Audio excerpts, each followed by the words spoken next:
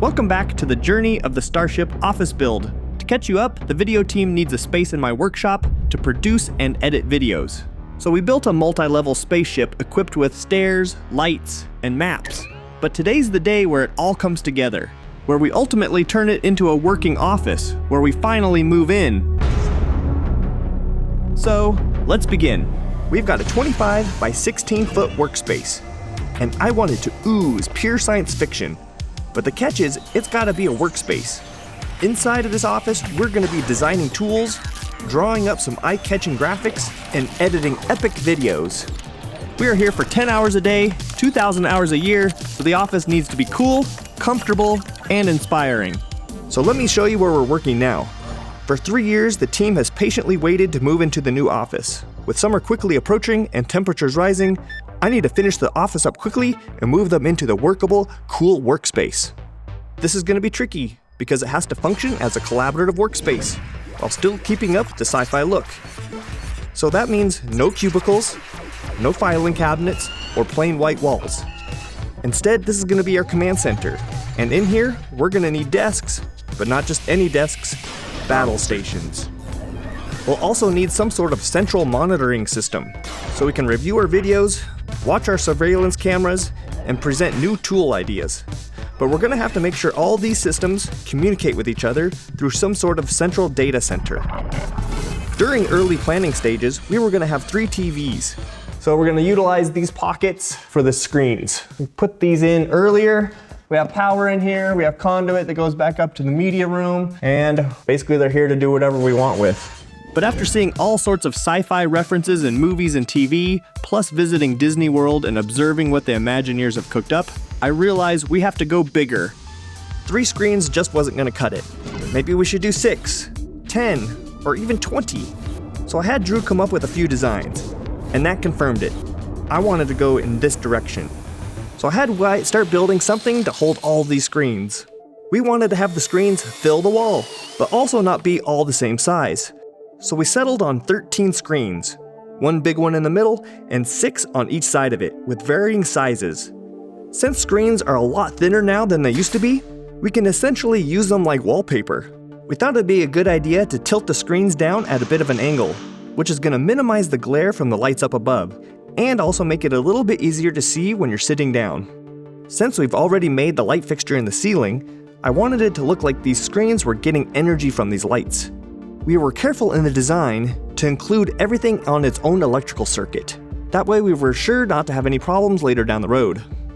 All of the screens are going to be mounted on a standard TV mount, allowing for quick and easy swapping out if the TV ever breaks. Which is also why I made these spaces a little bit bigger than they need to be. The TV sizes might vary in the future, and these oversized holes will allow that variation. This big cabinet that we're building is not irreversible, because this is built off of the drywall. We can always take it down without any major damage in the future, making this entire installation future-proof. With all the screens in place, now we have to focus on where the people are sitting, their battle stations.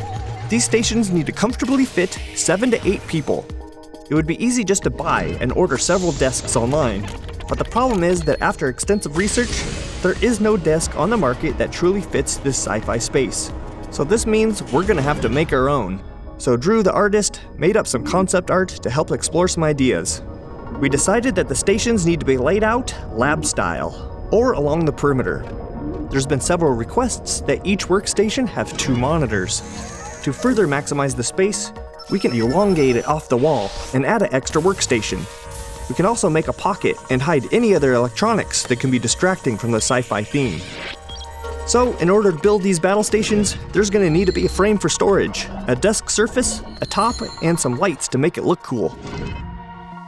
In order to start, Wyatt began making the base. We were going to create these desks by drilling into the floor, but instead building off of it. It will create a platform which will allow us to easily build off of, and give us a place to feed the cables through underneath. With the platform made, it's now time to start creating the individual frames that will make up the body of the desks. There's going to be a lot of parts and pieces to these frames. So Wyatt's going to use the water jet, and it has a special trick. It's really good at cutting wood and inside corners because of its small curve of that fine water jet. It's going to make short order of making these modular parts.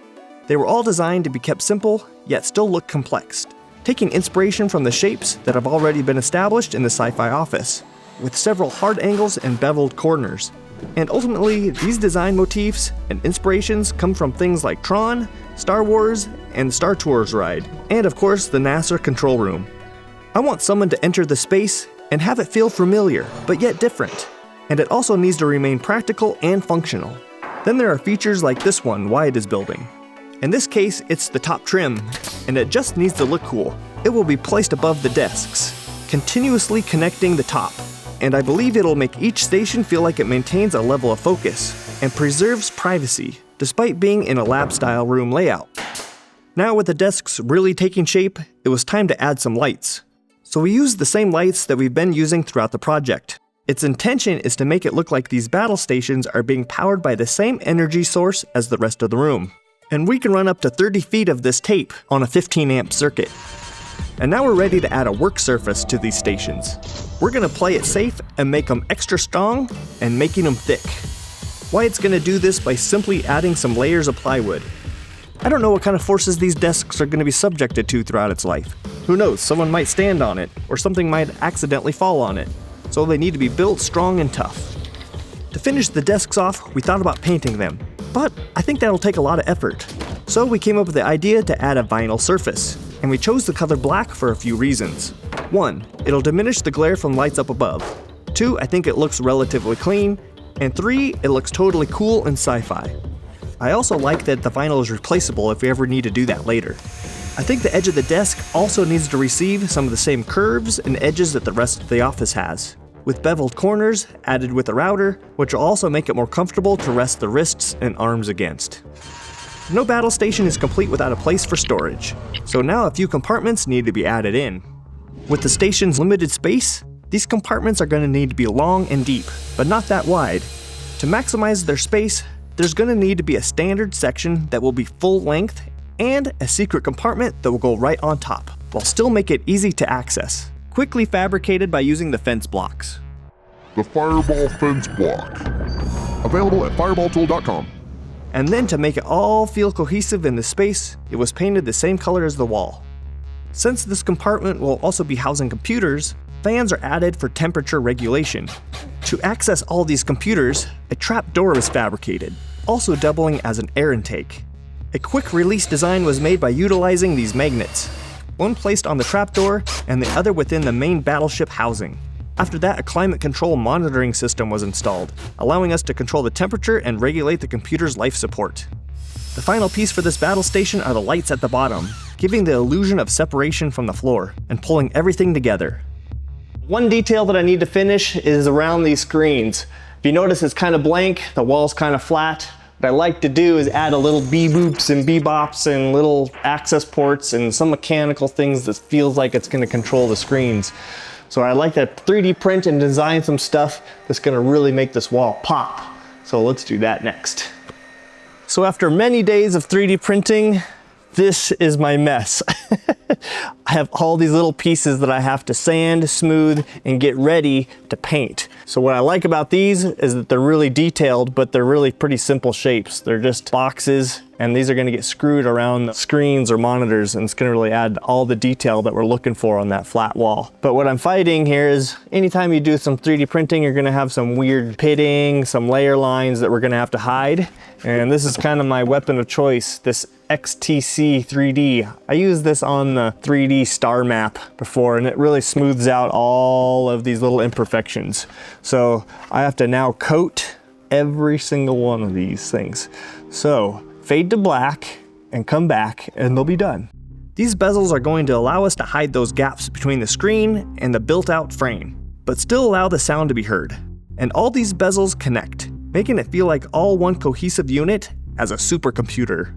So over here in this corner, we'd like to try to figure out a way to fit 3 desks. It's not a very big corner, and we have several design parameters to consider. We want these battle stations to feel like they're serving a different purpose than the ones we've already built. So Drew provided us some more concept art, and I think he's got us thinking.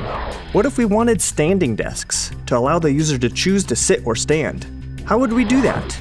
Well, we could have a pillar of desks in the middle of a usable space, but the problem is that it breaks the line of sight, and it disrupts this open lab design that we have. So we're back to placing the desks back against the wall. But the man math just doesn't add up. Putting 2 monitors side by side makes everybody rub shoulders together. We just do not have enough space. So this got us thinking, instead of horizontal screens, what happens if we put them vertical? We could build it up and stack monitors one on top of another, and this would give us enough space for each station, while giving the user the choice to sit or stand. And then the last thing we'd need to do is find a space to integrate our smartboard, and this would finish out the office. The inspiration from this shape came from the era of sci-fi movies I grew up with, where games were defined by the arcade. If we take a closer look at a standard arcade game cabinet, they're pretty basic.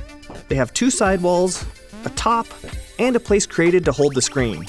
Our design for these consoles need to look like they're still individual arcade stations, but they ultimately need to appear as one large console. So to start, we need to separate this design into steps. 1, start with the columns, then joining them together, giving them a surface, adding some compartments, and then some ambient lighting. So all of these designs are incorporated into this very complex shape that Y is trying to puzzle together. Another thing we had to consider is where the computers are going to be housed. So Wyatt's designed a way that's going to give us plenty of space to store them. Another consideration is that each of these stations are separated enough that when someone exits their chair, it doesn't collide with somebody else's. Also, this is a standing desk, and the people might be leaning their elbows against it. So we need to reinforce the desks when we connect one to another. Wyatt's doing a pretty good job. These are a lot of work, these little individual cabinets. Next step, fill in the top, all the little intricate little details we gotta finish up, so Wyatt's gonna keep going on that. It's looking good. After the battle station surfaces were in, and a few coats of paint were applied, we picked a centralized location for the smartboard. It needs to be in a place where it can be in everyone's line of sight when rotating their chairs. Just like the previous battle stations, compartments were added to each station, as well as a cool interface plugins that allow access to the computer's mainframe. We wanted some flexibility, so we added some monitor adjusters. This is going to take into account everybody's personal preferences. We added light trim, as well as compartment covers to set everything into place, leaving only one last step, moving on in. So after years of work, constant office moves, and high July temperatures, the team was ready to migrate one last time. A little bit of history here, the team has had their stations all over the place, like on the shop floor, and on the open mezzanine, and finally the space that will ultimately be my office. So they packed everything up one last time to move on in.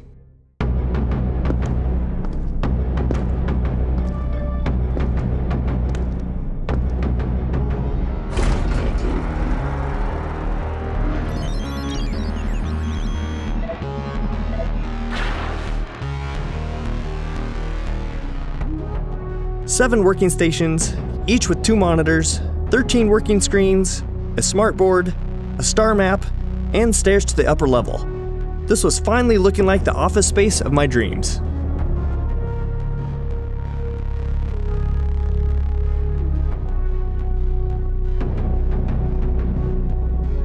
I'm absolutely lost for words. Everything in this room has turned out exactly how we wanted it. The desks look amazing. This console looks like it's right out of a Starship.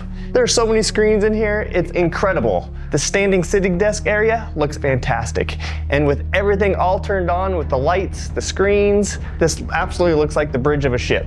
And the neat thing is when you come into the room, the desk layout just gives you like, wow, this is important over here. These guys are doing something different than these guys. So let me walk you through some of the cool features now that everything's running. I really like the Tron style LED lights that are running down the side of the desks. It really makes this console pop. And of course all the extra features that we've added to really make this extreme, like this big bulky bulkhead on the top of the desk, it really adds to that space console look.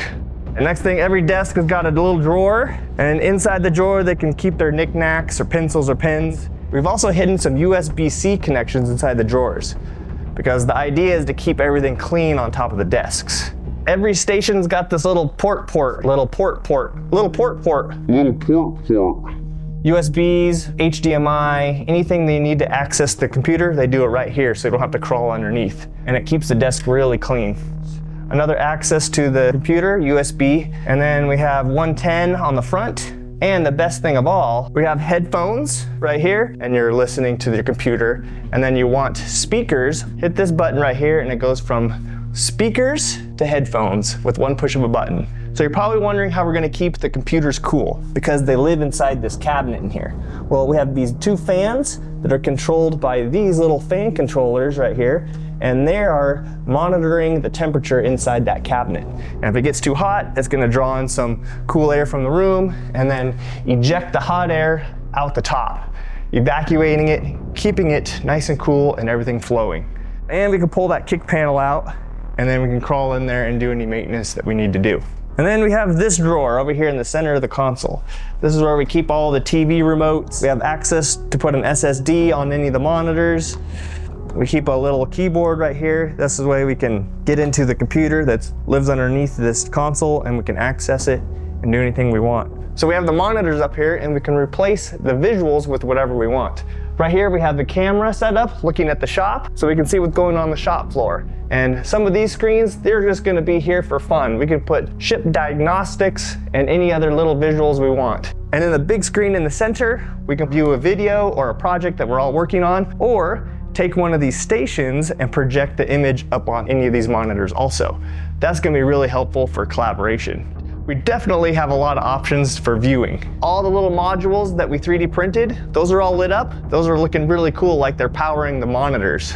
We wanted to keep sound on this main monitor so we can hear YouTube videos or whatever project we're working on. We kind of angled it so the sound kind of bounces down and out into the room. And the next thing we really wanted to capture is, no matter how you're sitting here, can you see the monitors from anywhere in the room? You got these two screens. For anybody who's working at any of these stations, they can basically use any of these monitors as a third, fourth, or fifth to display any information that they want. So now let's talk sitting and standing. This was one of our biggest design challenges. And I think this console really recreates having that arcade style look. You can sit and you can stand. And you have two images, one on the bottom, one at the top. So if you're standing, this one is at eye level, and when you're sitting, this one's at eye level. And of course, we can pivot the screens any way you want. For these desks over here, the computers live in this little space. And much like the other one, this is just a magnet. You can see we got our computers crammed in there right now, and all the cords and anything that you don't want anybody to see are all hidden underneath here. And of course, when this space gets hot, we have those little fans that draw air in and blow them out the top. So I really wanted a nice team collaboration space, and I think we achieved it with this desk layout. So it's really nice open feeling because we have this nice aisleway, but yet we can all view each other's workstations and help each other out. And if you notice, this sitting standing desk does not sit 90. It's got a weird funky angle in it, and I just think it adds the whole overall aesthetic. And having it just not kind of fit the room, it almost looks like it was an add-on in the spaceship, like they retrofitted it later in life. So this is a vibe canvas. So often in this space, we do a lot of collaboration with design and ideas. This is what we use to recreate drawings, and I can play team leader or anybody else that's working on a project. We can kind of collaborate on this whiteboard. This room is sensory overload. What did we do? We really get inspired by it, and we're excited to come to work here every day. And I think that's the most important part about an office space. Can inspire you and make you feel right at home. I think the space helps us feel like a team, and that every one of our jobs are important because of the way we have the desks laid out. I'm so happy that we got this far, but we still have a little bit more to go. We got a railing to do outside. We got a little bit of work to do on the little kitchen area out there. So we're not quite done yet, but we're almost there. I'll be back.